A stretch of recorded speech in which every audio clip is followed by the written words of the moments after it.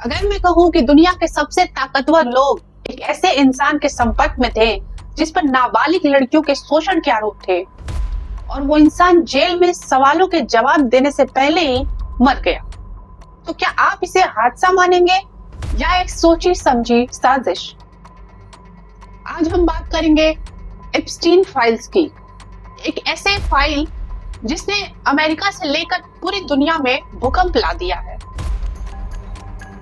Jeffrey Epstein एक अरबपति financer जिसके पास पैसा था, प्राइवेट जेट था, प्राइवेट आइलैंड था और सबसे ज्यादा थी ताकतवर लोगों तक सीधी पहुंच। उसके दोस्त थे राजनेता, बिजनेसमैन, रॉयल फैमिली के सदस्य, मीडिया और हॉलीवुड के चेहरे। लेकिन उसकी असली पहचान तब सामने आई जब दर्जनों लड़कियों ने आरोप लगाया कि उन्हें बहला फुसलाकर शोषण का शिकार बनाया गया। अब सवाल है, एप्स्टीन फाइल्स आखिर है क्या? ये है एक कोर्ट डॉक्यूमेंट जिसमें पीड़ितों की गवाही, फ्लाइट लॉग्स, ईमेल्स और कॉन्टैक्ट लिस्ट है। इन फाइलों में कुछ ऐसे नामों का जिक्र है जो आमतौर पर अखबारों के फ्रंट पेज पर सम्मान के साथ दिखते हैं। एक जरूरी बात, नाम आना दोषी होना नहीं होता, लेकिन सवाल ये है, इतने गंभीर आरोपी के इतने करीब इतने बड़े लोग कैसे थे? सबसे ज्यादा चर्चा जिन नामों की हुई उनके नाम है प्रिंस एंड्रयू, जिन पर सीधे आरोप लगे और मामला कोर्ट के बाहर सेटल हुआ। दूसरा नाम है बिल क्लिंटन का, एप्स्टीन के प्राइवेट जेट के फ्लाइट लॉग में नाम था उनका। तीसरा नाम है डोनाल्ड ट्रंप का, पुरानी पार्टियों और तस्वीरों का जिक्र और फोटोज सोशल मीडिया पर वायरल हो रही हैं। चौथा नाम है बिल गेट्स का, जिन्होंने एप्स्टीन से मुलाकात की बात को स्वीकार कर लिया है। अब यह सब एलिगेशंस हैं, फैसला अदालत का काम है।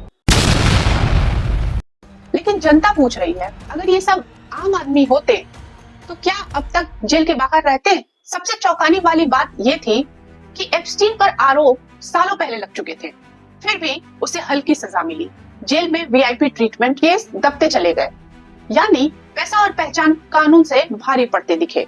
और यही वो जगह है जहां सिस्टम पर सबसे बड़ा सवाल उठता है। 2019 में एप्स्टीन जेल में था और अचानक खबर आई एप्स्टीन इज डेड। कहा गया आत्महत्या, लेकिन कैमरे काम नहीं कर रहे थे, गार्ड सो रहे थे, हाई सिक्योरिटी जेल थी। फिर आखिर सुसाइड कैसे हो गया? पूरी दुनिया ने पूछा, इतनी लापरवाही एक हाई प्रोफाइल कैदी के साथ कैसे हो सकती है? क्योंकि अगर एप्स्टीन जिंदा रहता तो वो नाम बोलता और वो नाम शायद बहुतों को डुबो देता। सील बंद फाइलें धीरे धीरे खुल रही हैं, पीड़ितों की आवाज फिर सामने आ रही है। सोशल मीडिया ने सवाल दबने नहीं दिए हैं। यह बन चुका है पावर वर्सेस जस्टिस की लड़ाई।